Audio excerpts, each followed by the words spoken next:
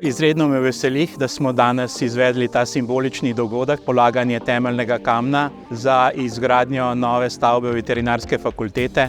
Gre za pomemben začetek investicij, predvsem na Univerzi v Ljubljani. To je vse nekako v kontekstu povečanega vlaganja v znanost, raziskave, inovacije, visoko šolstvo in pa seveda iskreno upamo, da bomo s takim tempom nadaljevali tudi na drugih projektih.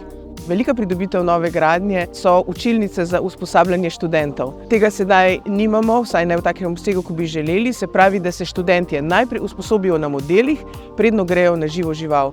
To je velik trend v veterinarski, v humani medicini in to je tista velika pridobitev, ki jo bomo imeli v novi zgradbi. Veterinarska stroka ima zelo pomembno vlogo v družbi. Ne le pri zdravljenju živali, temveč predvsem pri zagotavljanju dobrobiti živali in pa zagotavljanju varne hrane na naših mizah. In ta nova investicija bo omogočila vrhunsko strokovno, raziskovalno in tudi pedagoško delo v temu primernih prostorih, s čimer bomo lahko še naprej zagotavljali uspešno delo veterinarske stroke in njeno vlogo v družbi.